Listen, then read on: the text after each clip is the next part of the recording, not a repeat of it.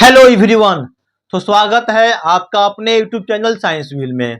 और आज हम लोग केमिस्ट्री का जो थर्ड चैप्टर है धातु और अधातु, इसका टॉप 20 MCQ सॉल्व करने वाले हैं। और ये जो है आपका पार्ट 2 वीडियो है। आइए शुरू करते हैं। और आज का मोटिवेशनल कोटेशन है, आपकी मेहनत और समर्पण ही आपकी सफलता की चाबी है। ठीक है, क्या है? आपकी मेहनत और समर्पण ही आपकी सफलता की असली चाबी है। आइए शुरू करते हैं। क्वेश्चन नंबर 21 क्या कहता है? कॉपर वायु में उपस्थित आर्द्रता और कार्बन डाइऑक्साइड से अभिक्रिया करता है, जिससे उसकी सतह पर भूरा रंग समाप्त होकर उस पर हरे रंग की परत चढ़ जाती है। यह हरा रंग क्या है? ऑप्शन है copper oxide, copper chloride, copper carbonate, copper nitrate. इसका आंसर हो जाएगा कॉपर ऑक्साइड। जो उस पे हरा रंग का लेयर जम जाता है वो किसका होता है? कॉपर ऑक्साइड का होता है। क्योंकि जो कॉपर होता है क्या करता है? ऑक्सीजन से अभिक्रिया करके क्या बनाता है? अपने ऊपर कॉपर ऑक्साइड की एक परत का निर्माण कर लेता है, जो कि आपका जो ऑप्शन जो ए है वो क्या हो जाएगा? सही जवाब हो जाएगा। क्वेश्चन नंबर 22, जिंक ऑक्साइड के साथ कार्बन को गर्म करने पर जिंक प्राप्त होती है। तो कार्बन यहाँ पे क्या है? कार्बन यहाँ पे क्या है हमारा? अपचायक है या उपचायक है, या ए और बी दोनों, या सभी उत्तर सत्य हैं। तो यहाँ कार्बन क्या है यहाँ पे हमारा? तो अपचायक है। ठीक है, तो ऑप्शन क्या होगा हमारा? जो ए जो है वो सही जवाब हो जाएगा। यहाँ पे आपको दिख भी गया होगा अपचायक उपचायक क्या होता है, थोड़ा मैंने यहाँ पे बता दिया है।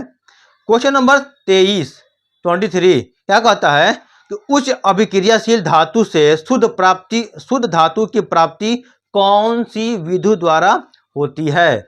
गलित धातु के विद्युत अपघटन द्वारा, अपचयन द्वारा, निस्तापन द्वारा, या भंजन द्वारा। इसका सही ऑप्शन हो जाएगा जो आपका जो ऑप्शन जो ए है, गलित धातु के विद्युत अपघटन द्वारा।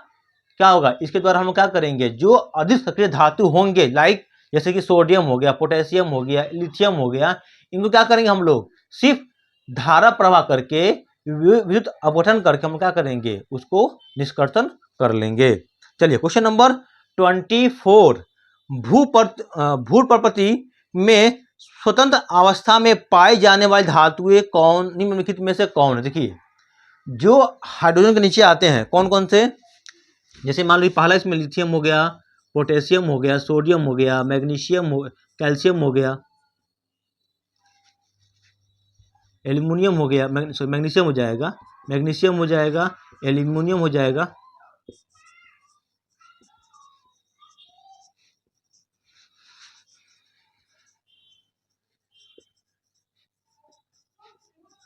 देखिए lithium, sodium, potassium, lithium, potassium, sodium, calcium, magnesium, aluminium, zinc, iron, lead, ये तो नॉन मेटल है, copper, mercury, silver, gold, platinum. इनमें से देखिए ये जो हमारे धातु हैं ये, इन्हें क्या करेंगे हम लोग? अगर इनको हमको निष्कर्षण करना होगा, यानी कि इनको प्राप्त करना होगा, तो हम लोग क्या करेंगे? इसमें हम लोग विद्युत का प्रवाह कर देंगे तो ये हमें प्राप्त हो जाएगा। इनमें से ये जो हमारे हैं ये जो क्या होते हैं? मुक्त अवस्था में मिलते हैं, मुक्त अवस्था में मिलते हैं। क्यों मिलते हैं? क्योंकि ये क्या होते हैं हमारे? कम सक्रिय होते हैं। जो जितना नीचे होगा उतना ही कम सक्रिय होगा। इसमें तो ये तो थोड़ा सा मिलता भी है, संयुक्त अवस्था में मिलता भी है, लेकिन ये जो है हमारे कैसे मिलते हैं? तो मुक्त अवस्था में मिलते हैं। तो जो कि जो आपका जो ऑप्शन जो इसमें जो कौन सा क्वेश्चन है?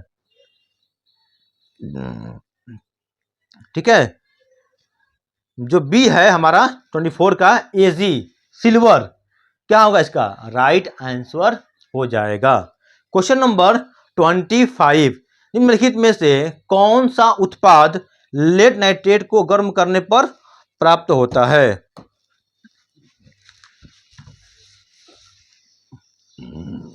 देखिए लेड नाइट्रेट सूत्र क्या होता है? तो PbNO3 का क्या होता है?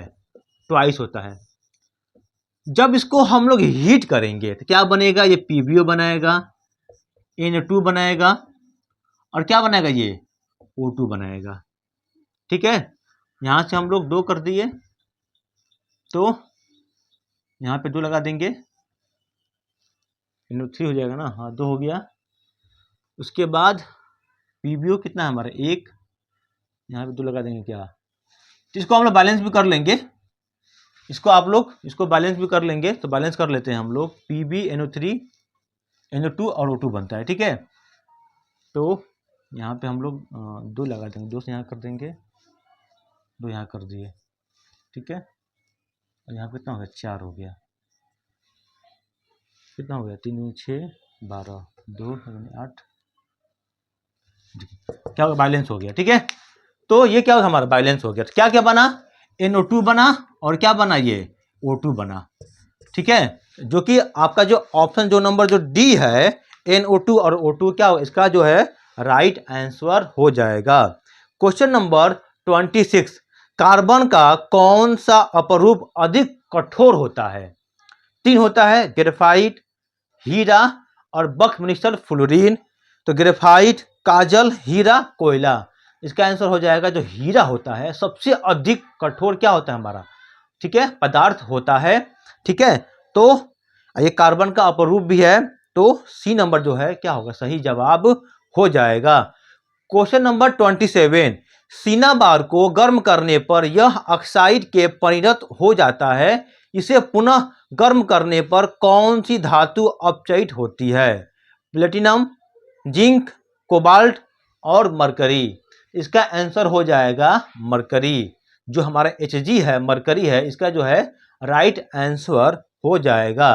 क्वेश्चन नंबर 29, धातुएं उष्मा और विद्युत क्या होती हैं, तो चालक होती हैं, और अधातुएं क्या होती हैं, उष्मा और विद्युत की कुचालक होती हैं। तो इसका आंसर हो जाएगा 28 का जो बी ऑप्शन है चालक है, is the right answer. Question number 29, धातुएं आवर्त सारणी में किस ओर होती हैं।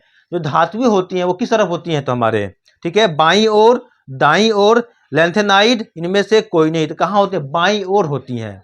इधर देखिए आपको यहाँ पर दिख भी रहा होगा, जो अधातुएं होती हैं वो कहाँ होती हैं, तो बाईं ओर होती हैं। ठीक है, उसकी क्वेश्चन नंबर 30 है, सिलिकॉन, जर्मेनियम, आर्सेनिक, एंटीमनी तत्व कहे जाते हैं। क्रियाशील, अक्रियाशील, अधातुएं या उपधातुएं।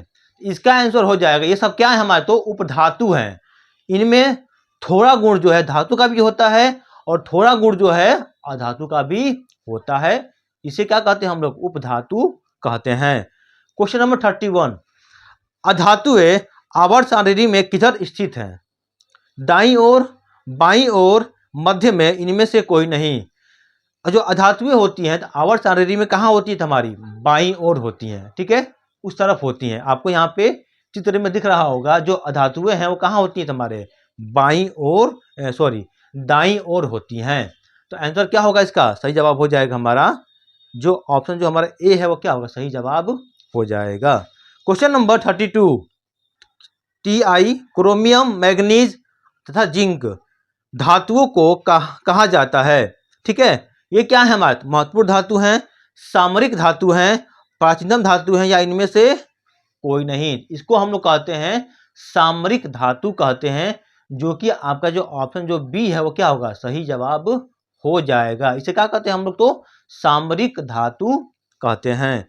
क्वेश्चन नंबर 33, ऐसे तत्व जो इलेक्ट्रॉनों को त्याग कर धनात्मक आयन बनाते हैं कहे जाते हैं। अधातु, उपधातु, धातु, मिश्र धातु।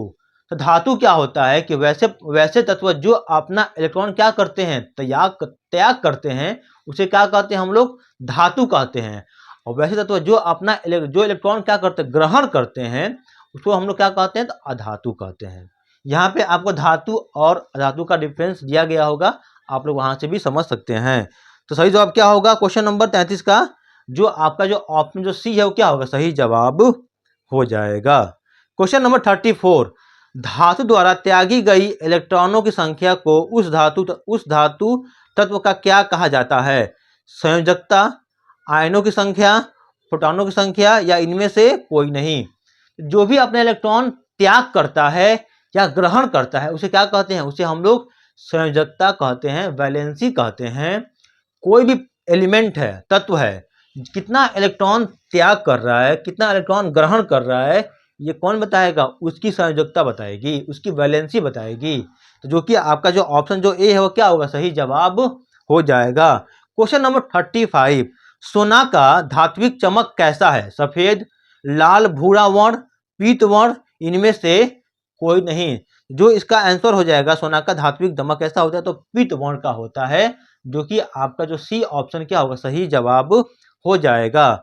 क्वेश्चन नंबर 36, धातु के बर्तन या गहने को वायु में खुला छोड़ने पर उसके सतह पर काले धब्बे पड़ जाते हैं, जो हैं AgCl, silver sulphide, silver nitrate, इनमें से कोई नहीं। तो जो काला धब्बा जो पड़ जाता है उसे क्या कहते हैं हम लोग, सिल्वर सल्फाइड कहते हैं, जो कि आपका जो ऑप्शन बी क्या है, सही जवाब हो जाएगा। क्वेश्चन नंबर 37, धातु से अधातु में इलेक्ट्रॉन के स्थानांतरण से बने यौगिक को कहते हैं, क्या कहते हैं, जब भी धातु और अधातु के बीच में क्या हो, इलेक्ट्रॉन का स्थानांतरण हो, आदान प्रदान हो, उसको हम लोग क्या कहते हैं, आयनिक बंधन कहते हैं। और जब अधातुओं के बीच क्या हो, इलेक्ट्रॉन का साझा हो, उसको हम लोग क्या कहते हैं, सहसंयोजन बंधन कहते हैं। यहाँ पे आपको दिख भी रहा होगा, ठीक है। तो इसका आंसर क्या होगा, तो यहाँ पे इलेक्ट्रॉन का ट्रांसफर हुआ है, स्थानांतरण हुआ है, इसे कहेंगे हम लोग आयनिक बंधन कहेंगे, या आयनिक यौगिक बंधन जो है कह सकते हैं, जो कि आपका जो ऑप्शन बी क्या होगा, सही जवाब हो जाएगा। क्वेश्चन नंबर 38, निम्न में से कौन अधातु है, हाइड्रोजन, जिंक, मैग्नीशियम या एफी। Very easy question. इनमें अधातु कौन सा होगा हमारा, तो जो हाइड्रोजन क्या है, एक हमारा अधातु है। तो आपका जो ऑप्शन जो ए है वो क्या होगा, सही जवाब हो जाएगा। क्वेश्चन नंबर 39, हीरा का गलनांक और क्वथनांक होते हैं। तो हीरा का जो गलनांक होता है, मेल्टिंग पॉइंट और बॉइलिंग पॉइंट बहुत ही ज्यादा उच्च होता है, अधिक होता है, निम्न होता है, मध्यम होता है, उच्च। तो बहुत ज्यादा क्या होता है, हाई होता है, उच्च होता है। तो आपका जो ऑप्शन सी क्या होगा, सही जवाब हो जाएगा।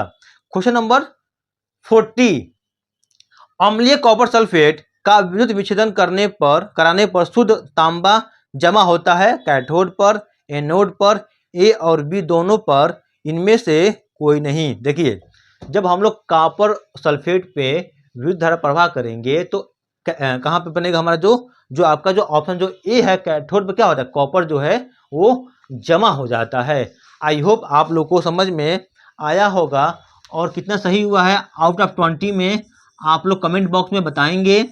Thank you so much for watching my videos. Have a great day.